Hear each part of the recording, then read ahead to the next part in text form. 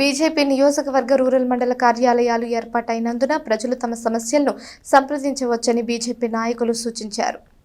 స్థానిక గంగన్నమ్మపేటలోని BJP Tenali assembly నియోజకవర్గం కార్యాలయంలో బుధవారం ఏర్పాటైన సమావేశంలో అమరావతి గెజిట్ రాష్ట్రపతి ఆమోదం పొందినందుకు హర్షం వ్యక్తం చేశారు. కేంద్ర రాష్ట్ర ప్రభుత్వాల్లోని కూటమి నాయకులకు సీఎం నారా చంద్రబాబు నాయుడు, ఉప ముఖ్యమంత్రి పవన్ కళ్యాణ్ కు బీజేపీ రాష్ట్ర అధ్యక్షులు పివిఎన్ మాధవ్ కు ప్రత్యేక కృతజ్ఞతలు తెలియజేశారు.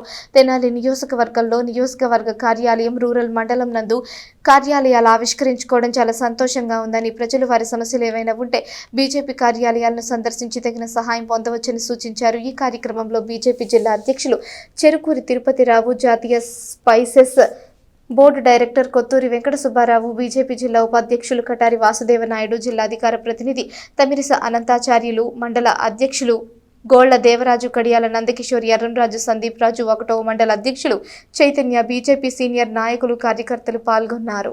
శుభ పరిణామం. ఈ యొక్క నియోజకవర్గ కార్యాలయం ప్రారంభించుకోవడం ఎంతో మంచిది. ఎందుకంటే ఉదయం నుంచి సాయంకాలం వరకు పార్టీ కార్యకర్తలకి ఒక కార్యాలయం ఉండాలని చెప్పి రాష్ట్ర పార్టీ వారు తెలియజేయడం జరిగింది. అన్ని నియోజకవర్గాల్లో కూడా ఈ యొక్క కార్యాలయాల్ని ఓపెన్ చేస్తున్నాం. అయితే అందులో భాగంగా ఈరోజు ఈ తెనాలి నియోజకవర్గంలో ఈ యొక్క కార్యాలయాన్ని ప్రారంభించడం పార్టీకి ఎంతో ప్రాధాన్యతనిస్తూ, ఈ యొక్క కార్యకర్తలు మనకు ఒక కూర్చోవాలనుకుంటే ఒక కార్యాలయం ఉండాలి.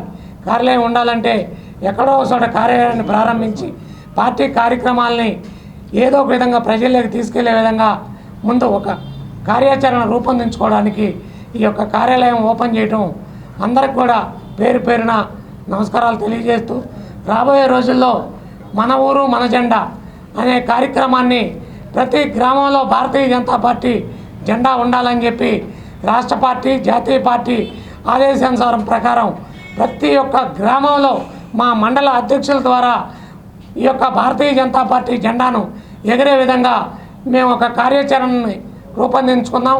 దానిలో భాగంగా ఈరోజు ఈ మండల అధ్యక్షుల యొక్క ఆధ్వర్యంలో ప్రతి గ్రామంలో కూడా భారతీయ జనతా పార్టీ జెండా ఉండేటట్టు కూడా మా కార్యకర్తలు కృషి చేస్తున్నారు.